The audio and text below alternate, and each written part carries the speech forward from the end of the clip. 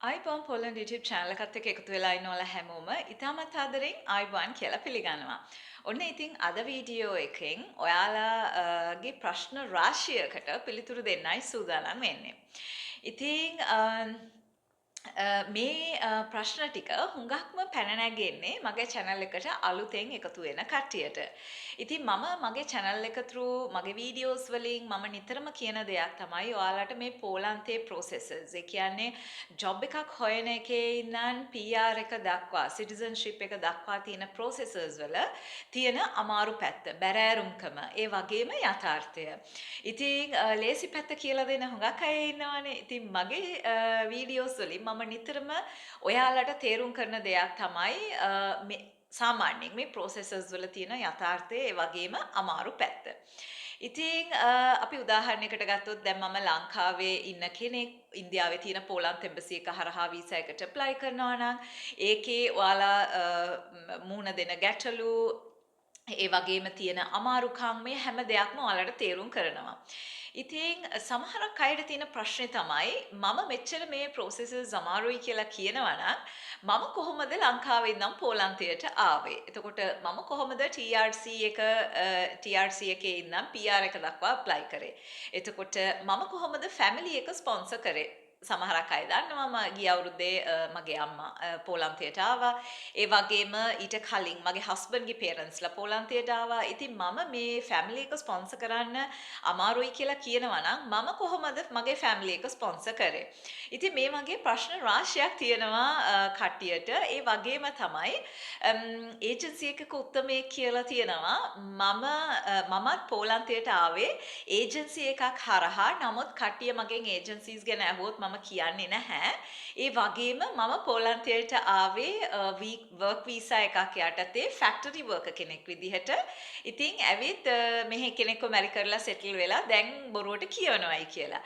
ඉතින් මට ඇත්තටම සතුටුයි මේ දේ ගැන හිතලා පෝලන්තයේ අහල පහලකවත් නැති ඒ වගේම පෝලන්තයෙන් පිට වෙනත්ම ඈත රටක ඉන්න පුද්ගලයෙක් මං ගැන මටත් වඩා හොඳට දන්නවා. ඉතින් ඒකෙන් තේරෙන්නේ මේ පුද්ගලයා ඈතින් හිටියත් මං ගැන හුඟක් හොයලා බලනවායි කියලා. ඉතින් ඒක ඇත්තටම සතුටට කාරණාවක්.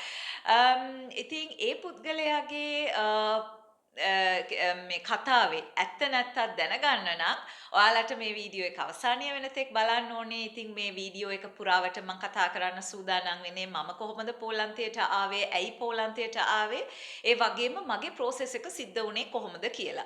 ඉතින් මෙතනදී මම point to point තමයි කතා කරන්නේ. හේතුව මම විස්තරාත්මක වීඩියෝස් මීට කලින් කරලා තියෙනවා. ඒක මුල ඉඳන් මගෙත් එක්ක මේ දක්වා ඉන්න කට්ටිය දන්නවා හැම විස්තරයක්ම. නමුත් මේ වීඩියෝ එක විශේෂයෙන්ම මගේ channel එකට අලුතෙන් එකතු වෙන කට්ටියට මාව අලුතෙන් අඳුන ගන්න කට්ටියට ඒ වගේම මේ වගේ ඒජන්සි වල ඉන්න කට්ටියගේ කතාවලට අහු වෙන අයට. ඉතින් මේ වීඩියෝ එක මිස් කරන්නේ නැතුව අවසානයේ වෙනතෙක් ඔයාලා බැලුවොත් ඔයාලටත් මේ වීඩියෝ එකෙන් යම් අදහසක් ගන්න පුළුවන් වෙයි. ඒ වගේම සමහර විට ඔයාලගේ ප්‍රශ්න කිහිපයකට පිළිතුරකුත් ලැබෙන්න පුළුවන්.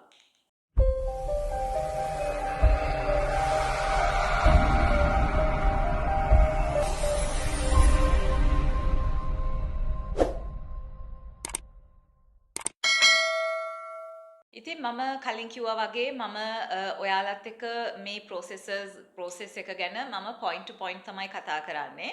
ඉතින් ඒකේ මුලින්ම අපි ගත්තොත් මම ඇයි පෝලන්තයට ආවේ කියන ප්‍රශ්නේ ගත්තොත් මම මැරි කරලා ඉන්නේ පෝලන්ත පුරවැසිභාවය තියෙන කෙනෙක්. මගේ හස්බන්ඩ් ලංකාවේ කෙනෙක්. නමුත් පෝලන්තයට එයා මීට අවුරුදු 33කට කලින් ආව කෙනෙක්. ස්කෝලර්ෂිප් එකක් හම්බ වෙලා එයාගේ මෙඩිකල් ස්ටඩීස් මෙහි කන්ටිනියු කරලා ඊට පස්සේ එයා මෙහෙම සෙටල් වුණා. එයාට යම්කිසි කාල සීමාවකට පස්සේ පෝලන්ත පුරවැසිභාවය ලැබුණා. ඉතින් එයාගේ පේරන්ට්ස් ඉන්නේ ලංකාවේ. ඉතින් මට එයාගේ පේරන්ට්ස්ලගෙන් තමයි මැරේජ් ප්‍රොපෝසල් එක ආවේ. ඉතින් මම මගේ හස්බන්ඩ්ව අඳුනගත්තේ පෝලන්තයට ආවට පස්සේ නෙමෙයි. එයාගේ පේරන්ට්ස්ලගේ මාර්ගයෙන් ආව මැරේජ් ප්‍රොපෝසල් එකක් මාර්ගයෙන්. ඉතින් ඊට පස්සේ එයා ලංකාවට ඇවිල්ලා මැරි කරලා ඊට පස්සේ එයා පෝලන්තයට ඇවිත් මාව ස්පවුස් විදිහට මෙහෙ ගෙන්න ගත්තා. එතකොට මම පෝලන්තයට ආවේ ජොබ් එකක් කරන්න නෙමෙයි. පෝලිෂ් සිටිසන් කෙනෙක්ගේ වයිෆ් හැටියට තමයි මම පෝලන්තයට ආවේ. ඉතින් ඊළඟට කතා කරොත් අපි මම ආව වීසා කැටගරි එක ගැන. ඉතින් පෝලන්ත සිටිසන් කෙනෙක්ගේ වයිෆ් විදිහට මම apply කරේ ස්පවුස් වීසා එකට. මේක ඩිපෙන්ඩන්ට් වීසා එකක් නෙමෙයි. මම national others එක යටතේ visiting family of friends කියන එක යටතේ තමයි මම වීසා එක සඳහා apply කරලා ආවේ ස්පවුස් වීසා එක. එතකොට මගේ national වීසා එකේ කියන්නේ මට 1 year වීසා එකක් ඉෂු වුණේ. ඉතින් මගේ 1 year වීසා එකේ පැහැදිලිවම දාලා තියෙනවා visiting family of friends කියන එක යටතේ වීසා number 2 එතන දාලා තියෙන්නේ. ඒ number 2 එකෙන් අදහස් කෙරෙන්නේ visiting family of friends කියන එක. ඉතින් ඒ කැටගරි එක යටතේ තමයි මම ආවේ spouse visa එකෙන්. ඊළඟට embassy appointment. දැන් එම්බසි අපොයින්ට්මන්ට් ගැන කතා කරනකොට ඒ කාලේ මම ඇප්ලයි කරපු කාලේ මම මේ කතා කරන්නේ අවුරුදු 9කට කලින් අවුරුදු 10කට දැන් කිට්ටුයි. ඒ කාලේ අපිට රැෆල් සිස්ටම් එකක් තිබුණේ නැහැ. ඒ වගේම තමයි VFS එක තිබුණෙත් නැහැ.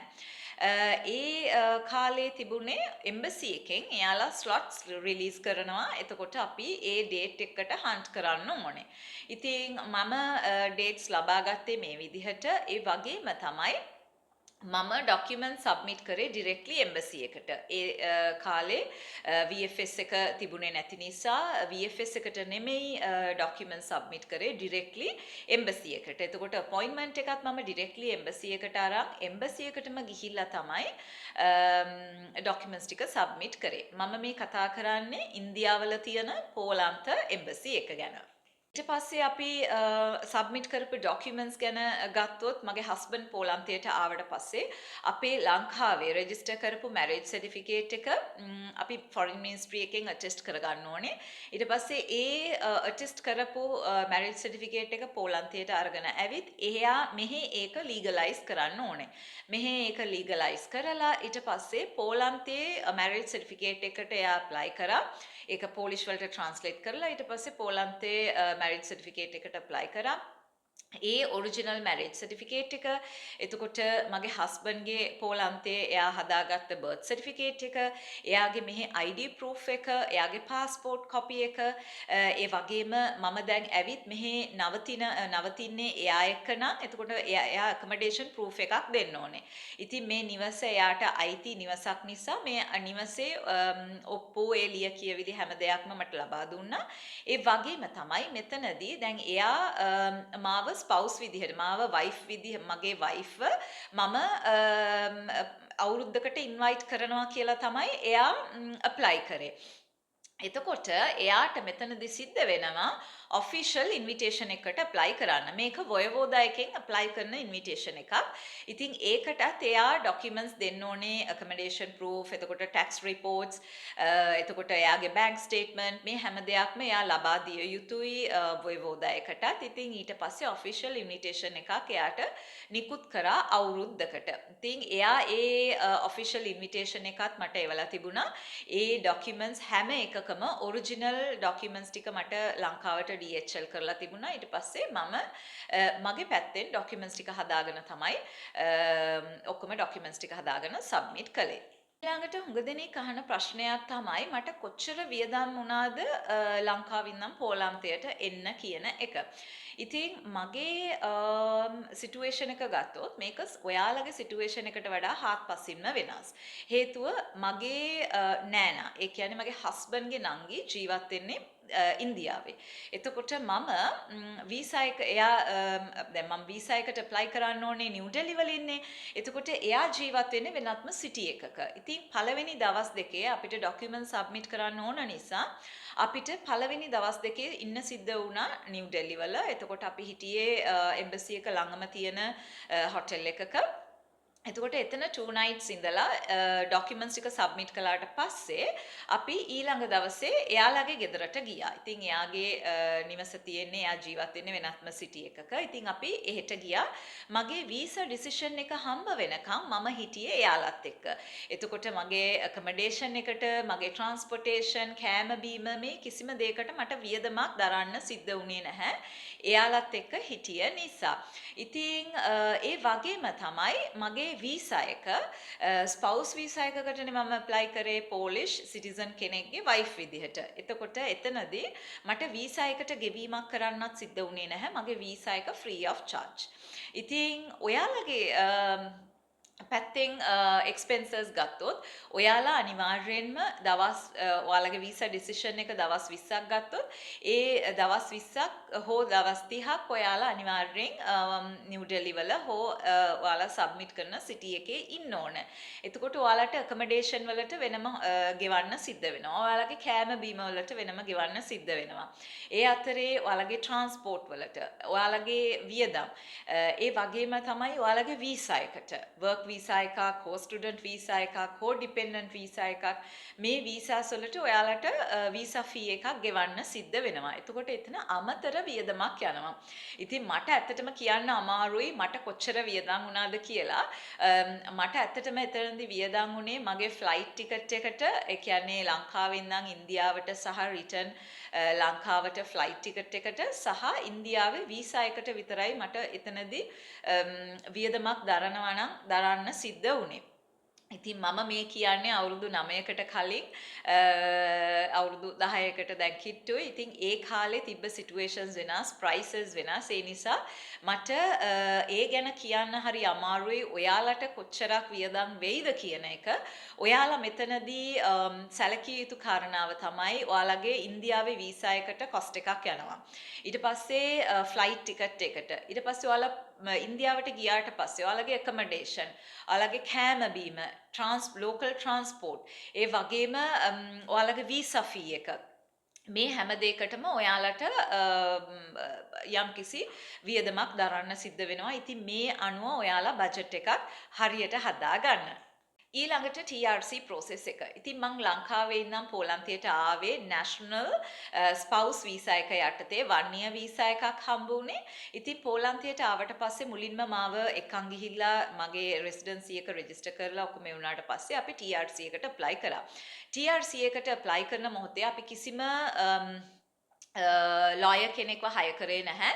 මේ ඔක්කොම processes අපි කරගත්තේ තනියමයි. අවශ්‍ය කරන documents ටික තියෙනවා වෙබ්සයිට් එකේ.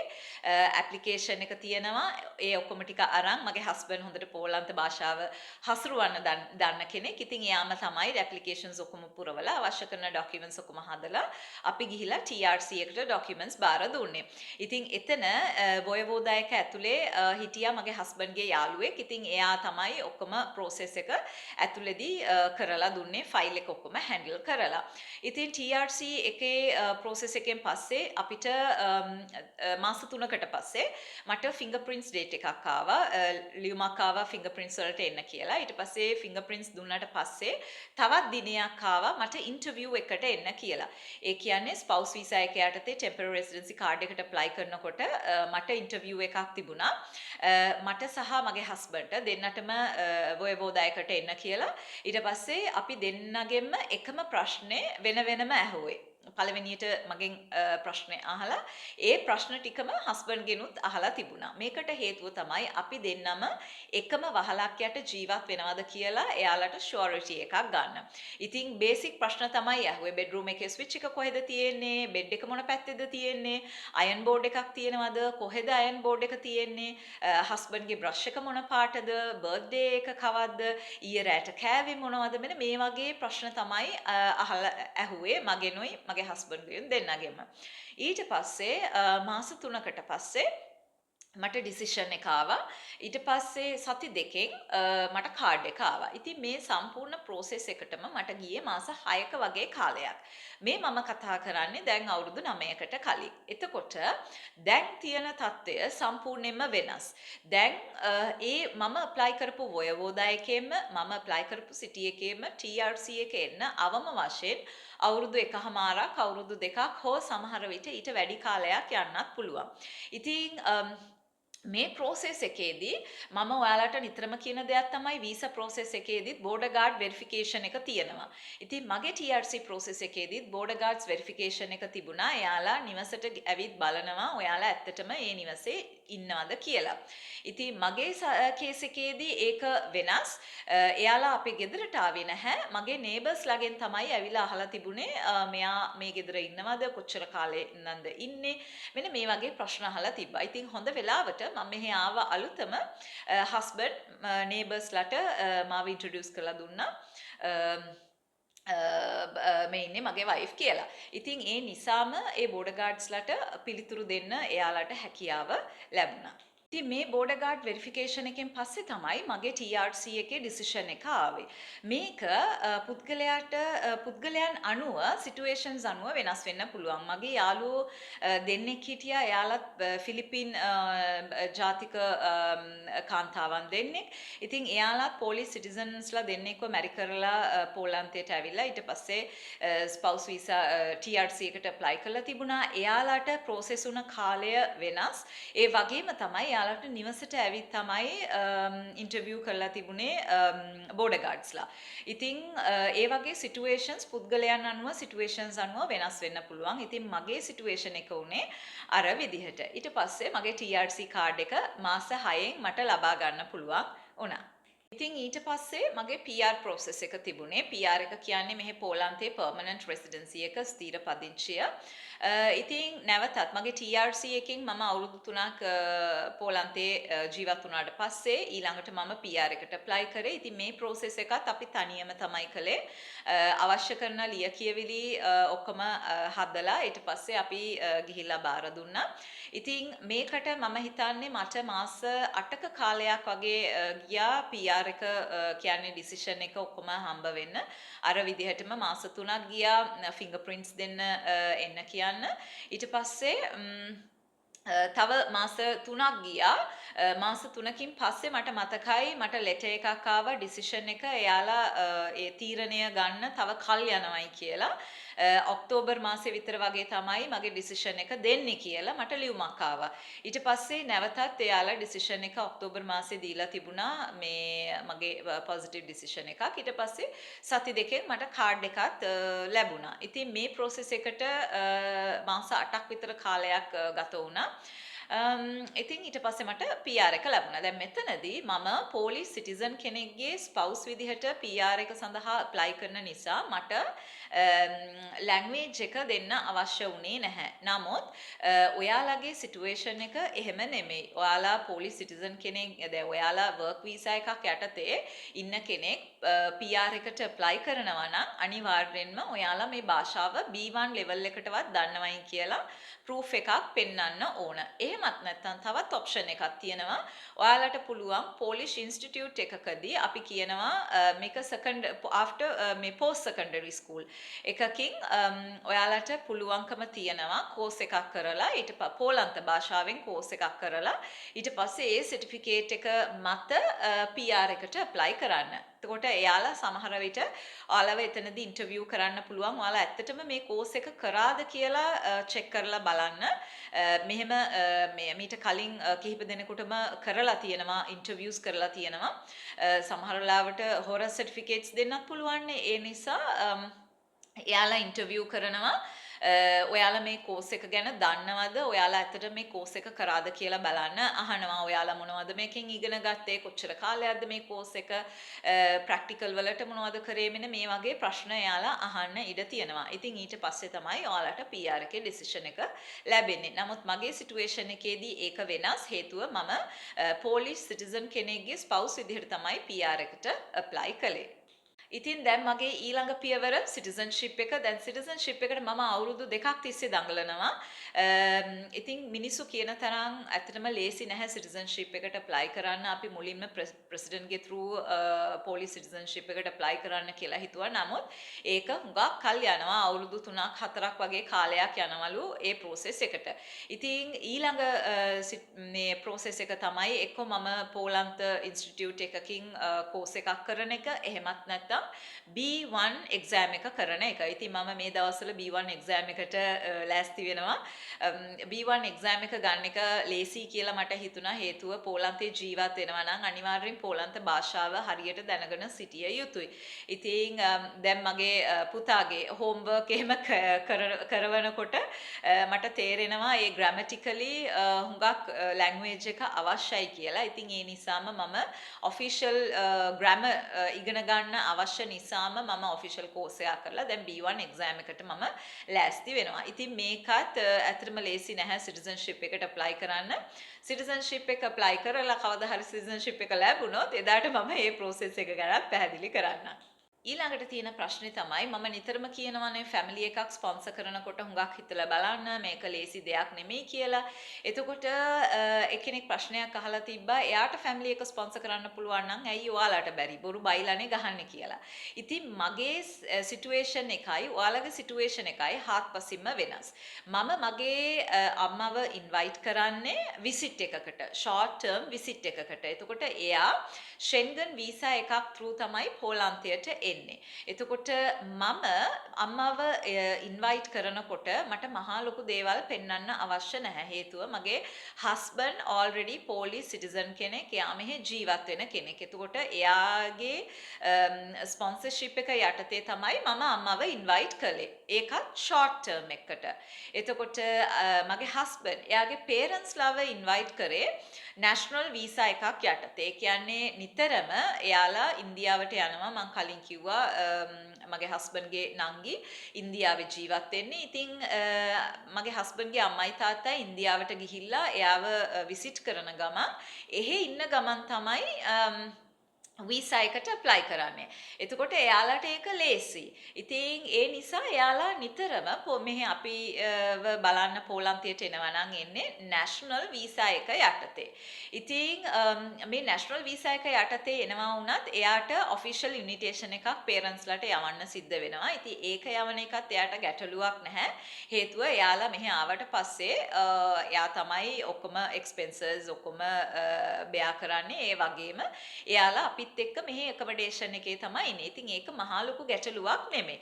නමුත් ඔයාලගේ situation එකේදී මේක හාත්පසින්ම වෙනස්. ඔයාලගේ සිටුේෂන් එකේදී ඔයාලා බලන්න ඕනේ සාමාන්‍යයෙන් ෆැමිලි එකක් ස්පොන්සර් කරනකොට ඒක ලේසි දෙයක් නෙමෙයි. ඔයාලා එයාලගේ accommodation එක ගැන හිතන්න ඕනේ. එතකොට දරුවන් එක්ක ස්පොන්සර් කරනවා නම් එයාලගේ future එක ගැන හිතන්න ඕනේ. දැන් හුඟක් වෙලාවට ඔයාලා working visa එකකට එන කෙනෙක් හුඟක් දුරට ඉන්නේ company accommodation එකේ නේ. එතකොට company accommodation එකේ ඔයාලා sharing basis ඉන්නේ. එක room එකක 4-5 දෙනෙක් share කරගෙන.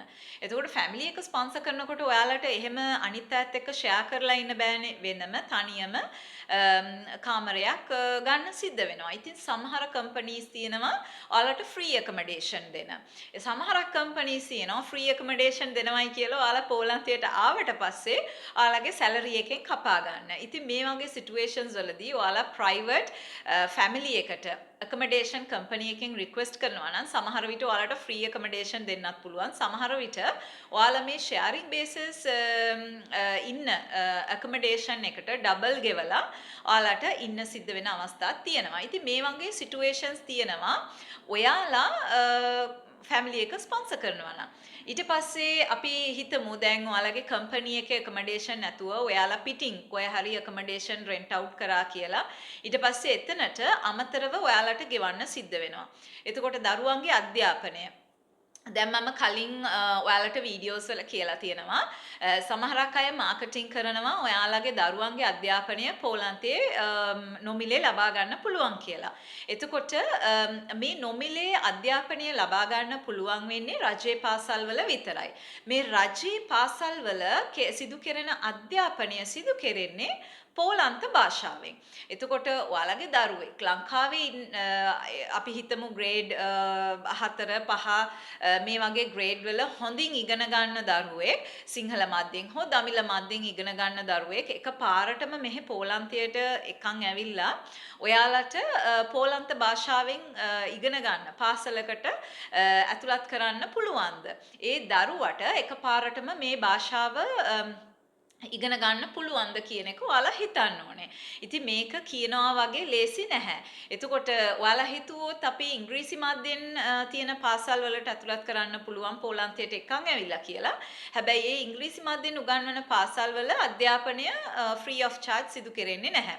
ඒකට ඔයාලා ගෙවීමක් කළ යුතුයි. එතකොට මාසික ආදායමක් වශයෙන් මාසික වැටුපක් වශයෙන් ස්ලෝති 5000ත් අපි හිතමු 7000ත් අතර වගේ ප්‍රමාණයක් ගන්න කෙනෙකුට දරුවෙක්ගේ අධ්‍යාපනයට අමතරව ස්ලෝති 4000ක් එහෙමත් නැත්නම් ස්ලෝති 5000ක් විතර ගෙවන්න පුළුවන්කම තියෙනවද කියලාත් ඔයාලා හිතලා බලන්න. ඉතින් මේ වගේ හුඟක් දේවල් තියෙනවා ෆැමිලි එක ස්පොන්සර් කරන්න කලින්. ඒ වගේම තමයි ඔයාලගේ මිනිමම් වෙජ් එක ඔයාලා බලන්න ඕනේ ඔයාලගේ සැලරි එකෙන්. දරුවන්ගේ වියදම් සහ ඔයාලගේ ෆැමිලි එකේ වියදම් ඔයාලට දරන්න පුළුවන්ද? මෙන්න මේ හැම දෙයක්ම ඔයාලා හුඟක් හොයලා බලන්න ඕනේ ෆැමිලි එක ස්පොන්සර් කරනකොට.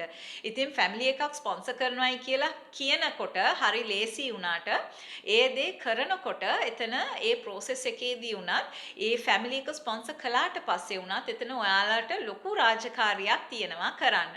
ඉතින් දැන් අපි සාමාන්‍යයෙන් අපේ parents ලව මෙහෙට ස්පොන්සර් කරලා ගන්නේ short term visit එකකට. නමුත් ඔයාලගේ ෆැමිලි එක ඔයාලා ස්පොන්සර් කරලා ගන්නේ මෙහෙ settle වෙන්න. දීර්ඝ කාලයකට ඔයාලත් එක්ක මෙහෙම settle වෙන්න.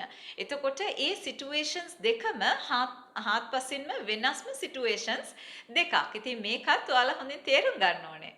ඊළඟට living expenses. ඉතින් මම ඇත්තටම කතා කරන්න අකමැතිම මාතෘකාවක් තමයි මේ living expenses ජීවන වියදම.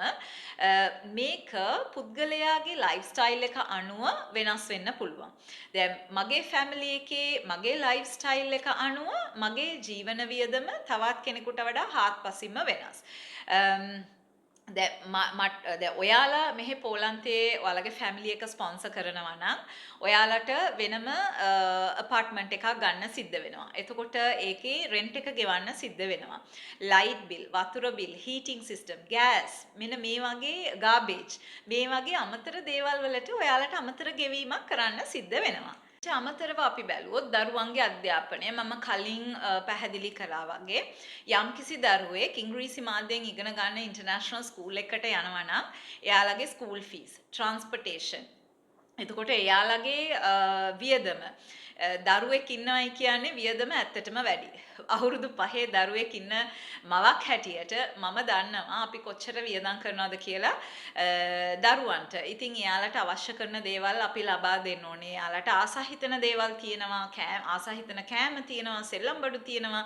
එයාලා සීත කාලෙට එයාලව හරියට අඳවගෙන යන්න ඕනේ. ඉතින් එයාලගේ ඇඳුම්, සපත්තු මේ හැම දෙයක්ම අපි හොයලා බලලා එයාලට හරි දේ ලබා දෙන්න ඕනේ. ඉතින් මෙතන ඇත්තටම ලොකු වියදමක් යනවා.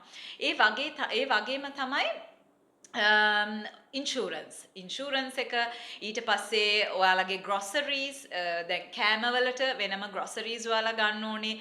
ඉතින් මේ හැම දෙයකටම ඔයාලට ලොකු වියදමක් යනවා. ඔයාලා කියන්නේ ෆැමිලි එක ස්පොන්සර් කරන්න ඉස්සර ඔයාලා කම්පැනි එකේ වැඩ කරනකොට ඔයාලගේ ඇකොමඩේෂන් එක ෆ්‍රී වෙන්න පුළුවන්.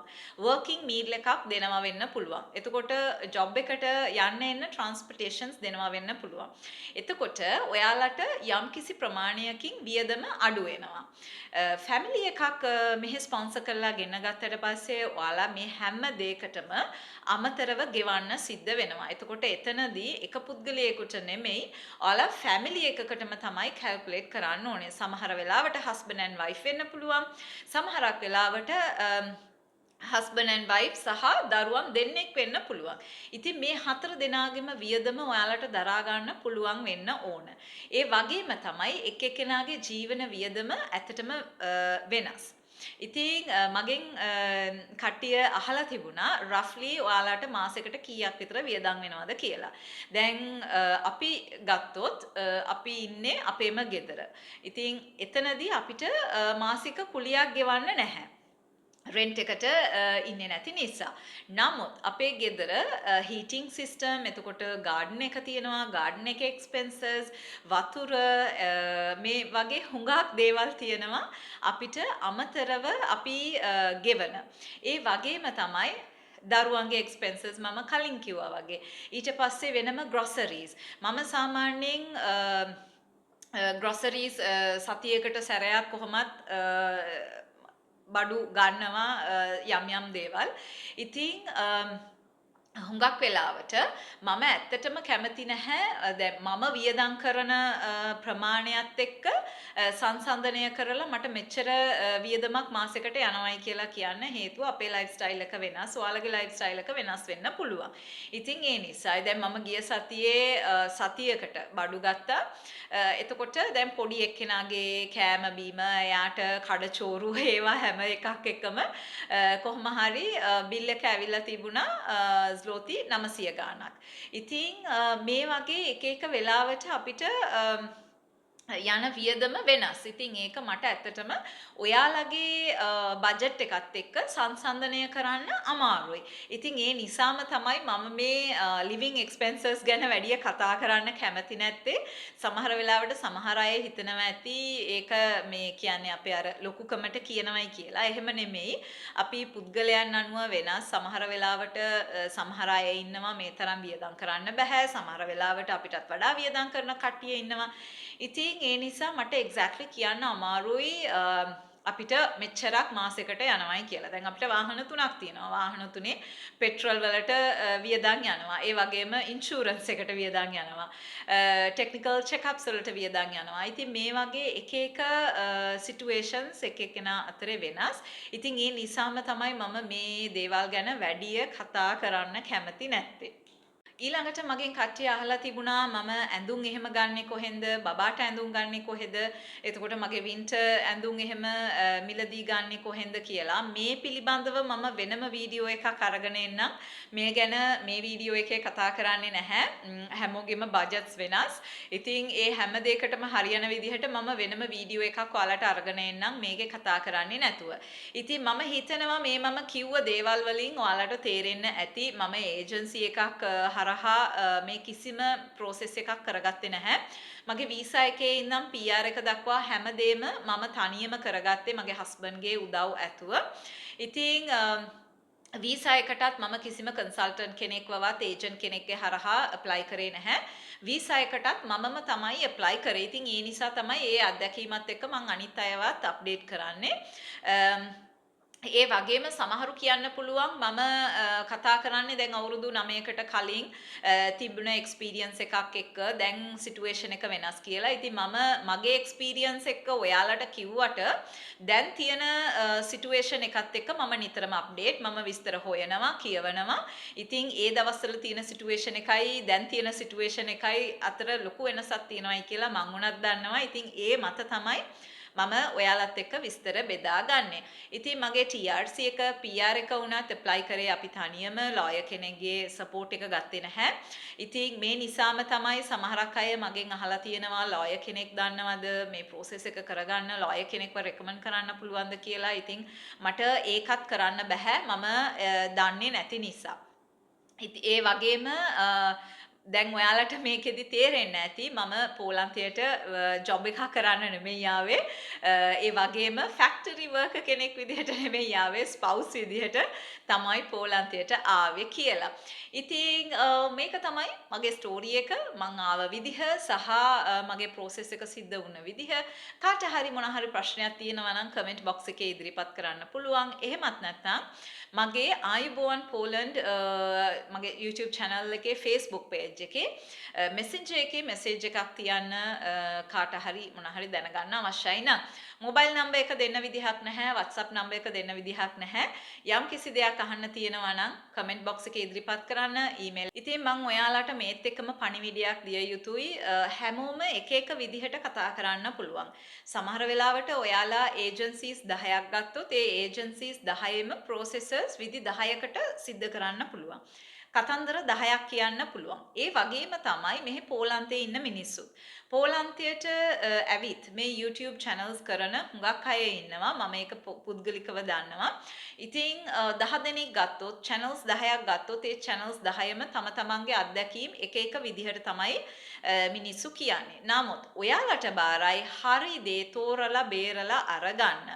ඒ වගේම තමයි මේ මත්තෙම ඔයාලා depend වෙන්නේ නැතුව ඔයාලත් ටිකක් විස්තර හොයලා බලන්න ඉන්ටර්නෙට් එකේ දැන් හුඟක් විස්තර තියෙනවා පෝලිෂ් වෙබ්සයිට්ස් වල හුඟක් විස්තර තියෙනවා පෝලන්ත ගවර්න්මන්ට් වෙබ්සයිට් එකේ හුඟක් විස්තර තියෙනවා මේ හැමදේම ඔයාලා හරියාකාරව හොයලා බලලා ඊට පස්සේ යම්කිසි process එකකට ඔයාලා යම්කිසි process එකක් start කරනවා නම් ඔයාලා start කරන්න. හොඳට හොයලා බලලා start කරන්න.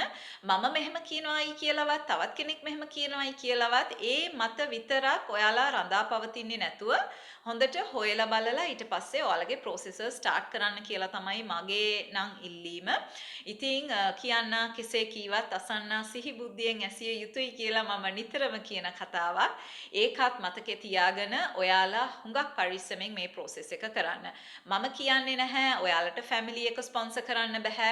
ඔයාලට TRC එකට apply කරන්න බෑ. PR එකට apply කරන්න බෑ. citizenship එකට apply කරන්න බෑයි කියලා. ඒ වගේම visa එකට apply කරන්න බෑයි කියලා කියන්නෙත් නැහැ. මගේ එකම පණිවිඩය නම් ඔයාලගේ මේ processes එකක්වත් ලේසි process එකක් නෙමෙයි. ඒ වගේම මේ එක process එකකවත් shortcut නැහැ. ඒ නිසා මේකේ තියෙන බරපතලකම ගැඹුරුකම ඒ හැම දෙයක්ම හොඳට තේරුම් අරන් ඊට පස්සේ ඔයාලා මේ processes පටන් ගන්න. ඉතින් ඔයාලට මේ වීඩියෝ එක වැදගත් එකක් වුණා නම් මේකෙන් යම්කිසි අවබෝධයක් ඔයාලා ලබා ගත්තා නම් like කරන්න, comment කරන්න, share කරන්න හැමදාම වගේ ඒ වගේම ඔයාලගේ support එක මට හුඟක් අවශ්‍යයි මේ ගමන ඉදිරියට යන්න. ඉතින් ඔයාලා මගේ channel එක subscribe කරලා නැත්නම් තාම subscribe කරලා තියාගන්න. අපි තවත් වැදගත් වීඩියෝ එකක් එක ඉක්මනටම හමු වෙනකන් ඔයාලා හැමෝටම සුබ දවසක්. Papa.